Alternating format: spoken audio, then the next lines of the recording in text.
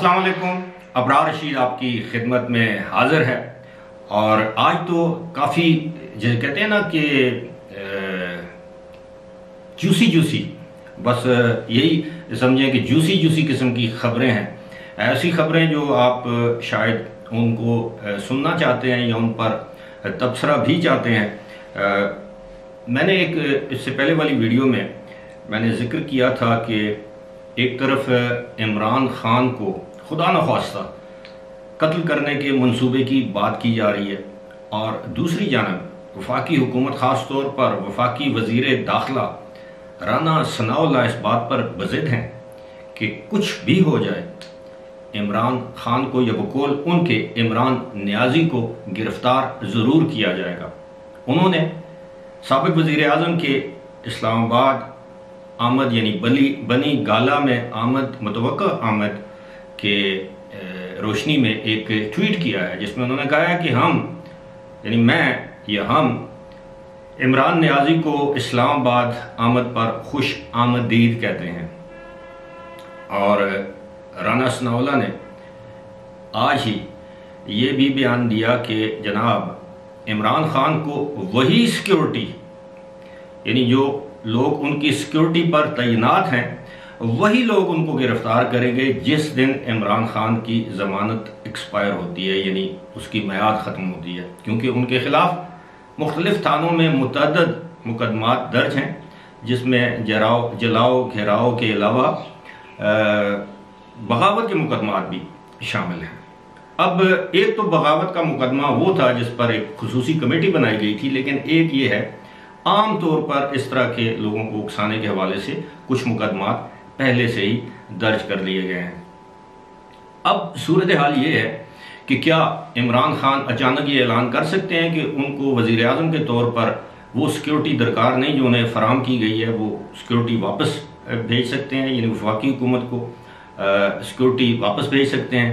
क्योंकि याद रहे कि इमरान खान और उनकी जमात ने यानी मौसूफ और उनकी जमात के लोगों ने इजाफी सिक्योरिटी मांगी थी और उन्हें कहा गया था कि उनको वीवीआईपी सिक्योरिटी दी जाए और जिस पर वफाकी हुकूमत ने उनको वीवीआईपी सिक्योरिटी फराहम भी कर दी।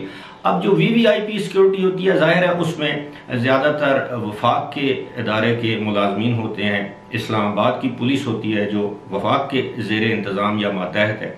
इसके अलावा एफसी हो सकती है, रेंजर्स हो सकते हैं या यहाँ तक कि आर्मी भी हो सकती है। लेकिन फिलहाल जो पैरामिलिट्री और इस्लामाबाद पुलिस जो या उसके कमांडोज जो इमरान खान के गिर्द हमेशा घेरा डाले रहते हैं, उनकी गाड़ियाँ मौजूद रहती हैं, उनके जलसों में वो मौजूद रहते हैं उनको तहफ़्फ़ुज़ फराहम करने के लिए।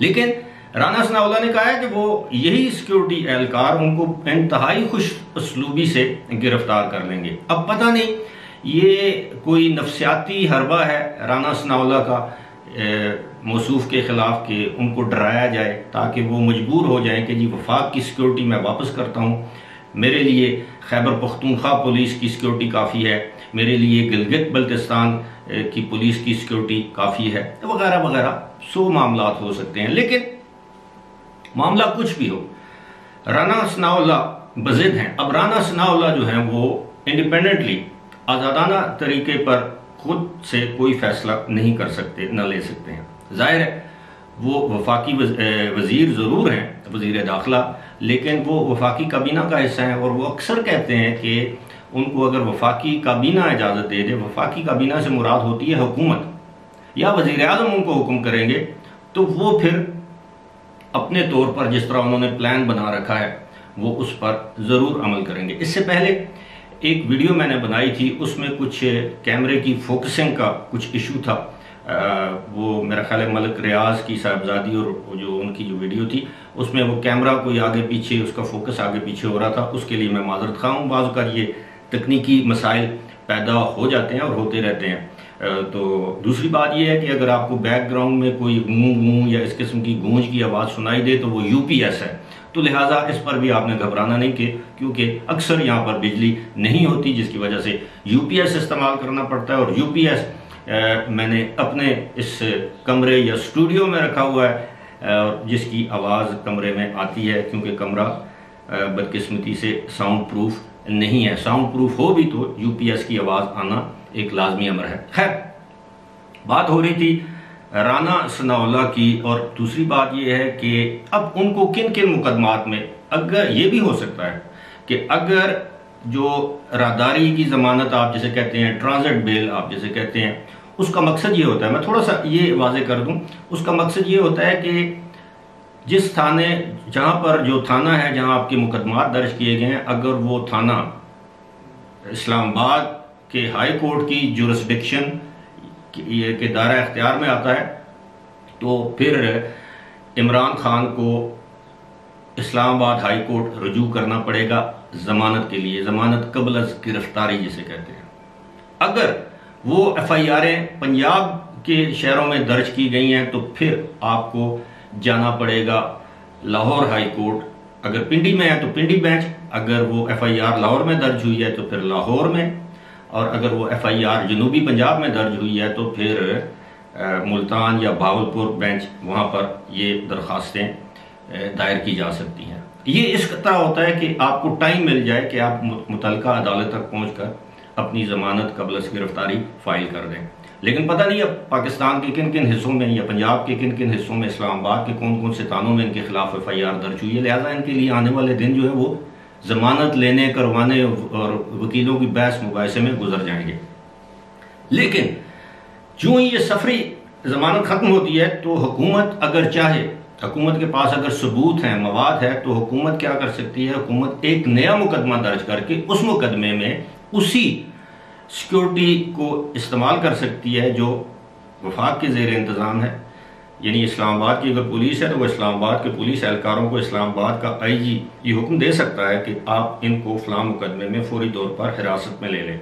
अब हिरासत के मुख्तलिफ मामलात हैं, या तो उनको घर में नज़रबंद किया जा सकता है, या फिर यह कि हिरासत में लेकर किसी महफूज मकाम पर मुंतकिल किया जा सकता है। ज़ाहिर है साबिक़ वज़ीर आज़म है, उनको किसी थाने में तो नहीं ठहराया जाएगा। महफूज मकामात होते हैं जिनको सेफ हाउसेज कहते हैं, FIA के सेफ हाउसेज होते हैं, मुख्तलिफ इंटेलिजेंस एजेंसीज के सेफ हाउसेज होते हैं, जहाँ पर जाके आपको बड़ी इज्जत और एहतराम से रखा जाता है। ऐसा नहीं है कि आप पर तशद्दुद किया जाता है। अलबत्ता ये है कि आपको वो सहूलियात मुयसर नहीं होती जो आम तौर पर आपको अपने घर में मुयसर होती हैं। मिसाल के तौर पर आपको एक बेड दे दिया जाएगा, एक वाशरूम होगा, और मुमकिन है आपको टीवी फराहम किया जाए या ना किया जाए। आपका बैरूनी दुनिया से रब्ता नहीं रहता, टेलीफोन की सहूलत नहीं होती, इंटरनेट की सहूलत नहीं होती। मुमकिन है अगर गिरफ्तार होते हैं मौसूफ तो उनको एयर कंडीशनर फराहम किया जाए या ना किया जाए। मुमकिन है उनको किसी तहखाने में रखा जाए, मुमकिन है उस कमरे में खिड़कियां ना हो। मतलब ये मुख्तलिफ चीज़ें हैं जो सेफ हाउसेज में, और आम तौर पर इस तरह के जो मुल्ज़मान होते हैं या सियासी जो कैदी होते हैं, बुनियादी तौर पर तो वो सियासतदान होते हैं, तो उनके ऊपर कोई तशद्दुद नहीं किया जाता, ना उनसे बदतहजीबी की जाती है, ना उनसे बदसलूकी की जाती है। उनको उनकी मर्जी का खाना दिया जाता है, उनकी मर्जी के औकात पर खाना दिया जाता है। अगर वो चाहे तो उनको अखबार फराहम किया जा सकता है, लेकिन साथ ही साथ नफसियाती तौर पर जिसे कहते हैं ना साइकोलॉजिकल टॉर्चर, वो ज़रूर होता है। मिसाल के तौर पर AC ऑन है, पंखा ऑन है, लाइट ऑन है, और अचानक वो लाइट बंद कर दी जाएगी, AC बंद हो जाएगा, पंखा बंद। अब जब बंदा 18 या 16 डिग्री टेम्परेचर के अंदर अपने कमरे में कंबल में सो रहा है और रात को 2 घंटे के लिए लाइट बंद कर दी जाए, तो आप खुद सोचें फिर उसका क्या हशर होगा गर्मी के इस मौसम में। तो ये सारे टैक्टिक्स हैं जो माजी में भी इस्तेमाल किए गए हैं और मुस्तकबिल में भी किया जा सकते हैं। मैं ये नहीं कह रहा कि ऐसा इमरान खान के साथ या मौसूफ के साथ होना चाहिए, नहीं, हरगिज़ नहीं। एक साबिक वज़ीर आज़म है, उनको उनके रुतबे के मुताबिक उनके साथ सलूक किया जाना चाहिए। सियासी इख्लाफात अपनी जगह, उनके बयानात अपनी जगह, लेकिन कानून को अपना रास्ता लेना चाहिए। इस तरह धमकियां नहीं देनी चाहिए। जब कानून अपना रास्ता अपनाएगा तो अपनाएगा। इस तरह धमकियां दे के या तो आप उनको डरा रहे हैं, धमका रहे हैं, और दूसरी बात यह है कि या फिर आप उनको रास्ते दिखा रहे हैं कि जी आप मजीद जो केसेस हैं, आने वाले केसेस में भी सुप्रीम कोर्ट या हाई कोर्ट से रुजू करके एक और जमानत ले लें 1 महीने तक, या फिर आप ये चाह रहे हैं कि इमरान खान, हाँ, राना सनाउल्लाह ने यह भी कहा है कि इमरान खान अब अगले लॉन्ग मार्च को भूल जाएं। अब ये इतने वसूक, इतने एतमाद से राना सनाउल्लाह ये सारा कुछ कर रहे हैं, और मैं हैरान हूं कि राना सनाउल्लाह में ये एतमाद आया कहां से। चंद दिन पहले तक ये एतमाद नहीं था, लेकिन 2-3 दिनों से या 4 दिनों से आप सोच लें ये एतमाद बढ़ रहा है।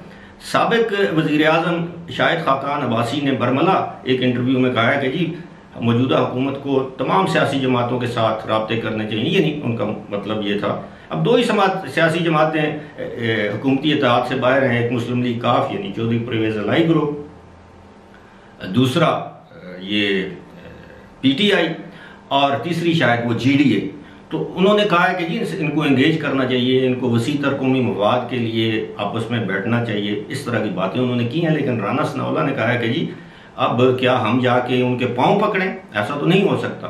तो इसलिए अब, और फिर उन्होंने ये भी कहा था जी कि हम इनके खिलाफ बगावत का मुकदमा हमें नहीं दर्ज करना चाहिए। शाहिद खाकान अब्बासी का कहना है, जो कि खुद नैब भुगत चुके हैं इमरान खान के दौर में, और मौसूफ ने, आपको पता है कि उनके खिलाफ जिस तरह की कार्रवाइयाँ की हैं, उनको काल कोट सिटी में रखा गया, पता नहीं 14 या 15 महीने।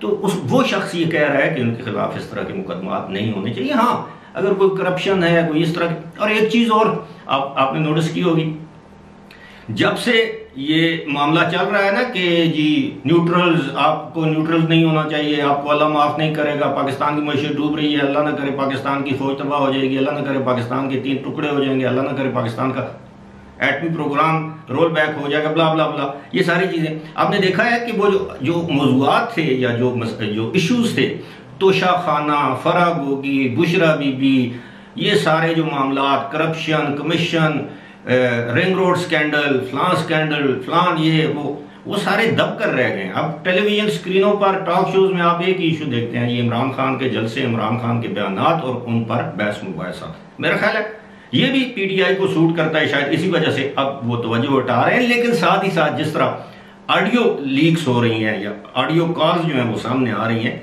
लगता यह है कि आने वाले दिनों में इस तरह की मजीद कॉल्स या ऑडियो लीक्स सामने आएंगी। आखिर कोई तो है जिसके पास ये सारे सबूत हैं, जो एक एक करके उनको लीक कर रहा है। फिलहाल इसी के साथ मुझे दीजिए इजाजत। खुदा हाफिज।